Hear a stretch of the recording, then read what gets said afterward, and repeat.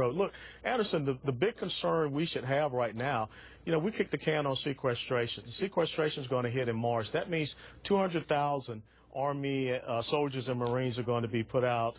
You're going to have a lessening of naval vessels. You're going to have 9 less fighter tactical squadrons in the Air Force. We just saw in Algeria a horrific attack by radical Islamists who were being trained by special forces in Mali, some of them, and they defected over. But we had 3 Americans be lost. I think that's where our focus should be right now, the declining situation in the Middle East, sequestration, and not so much this, I guess, foray into an equality trip.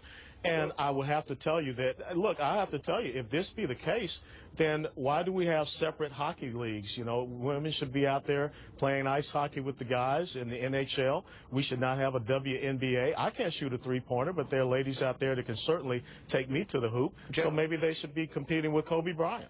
General, let me ask you, was there ever cases where having women in combat roles you felt improved the situation? I mean, I think about going into a village, say in Afghanistan, where men may have a problem talking to women. Is there a plus in your mind, General? I think there are many pluses, Anderson, but let me just come back to the question I answered earlier. We didn't change our standard. We just went back and made sure we were measuring the standards that we wanted, as opposed to doing something that we were doing simply because we'd done it for centuries, like push-ups, for example. So instead of push-ups, it was carrying a pack or something. Hey, well, it was carrying, soldiers carry an average of 100 pounds on operations in Afghanistan. We made sure they could carry that weight for a long period of time. They could carry their weapons, and when they were finished that long period of time, they could carry a buddy on their back, man or woman of their rough size, because they might be injured or wounded, and they could dig a trench, and they could scale a wall, and they could bring the fight to the enemy after all of that in a high-temperature, harsh climate. That's the kind of fitness that we wanted, and that's what we got from all of our soldiers, male or female. In actual combat operations, we found many pluses. Just simply out in villages amongst the population of Afghanistan, our male soldiers simply could not speak to the females that were in the area. You simply cannot do that. Our female soldiers could talk to them, could obtain all kinds of information, sometimes very actionable intelligence, actually disseminate own messages themselves, start to build a rapport with the people that we were there to help, and they could do things that male soldiers simply could not do simply because they were female, and at the same time they could do everything else that we asked them. There were many pluses. Congressman West, even though this came after a year-long study by the Joint Chiefs, and each head of the Joint Chiefs, each member of the Joint Chiefs signed off on this, you believe this is about politics? Well, let's be very honest. When you're at that level of 3- or 4-star general, that's a political appointee. But one of the things I want to bring in, as a battalion commander in Iraq in 2003, I had 2 females that were detailed to my unit as interrogators. Now, I will also tell you there was very difficulty for them to talk to males in that scenario. But yes, we took them on raids, and they were very helpful when we had to deal with females who may be in a compound.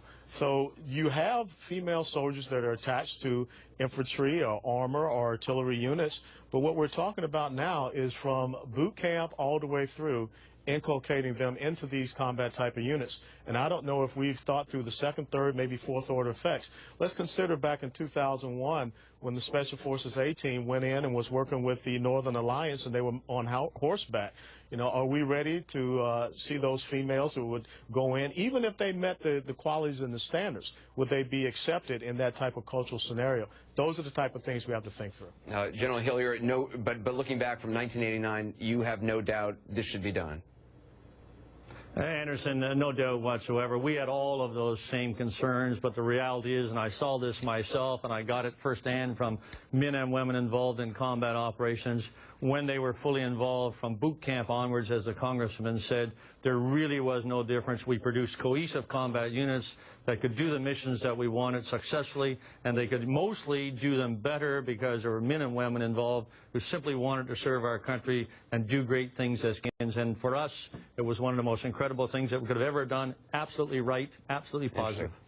All right, I appreciate both your perspectives, General Hillier and Congressman West. Thank you very much. Good discussion. Follow me on Twitter. Let me know what you think on Twitter. Let's talk about it right now, @AndersonCooper.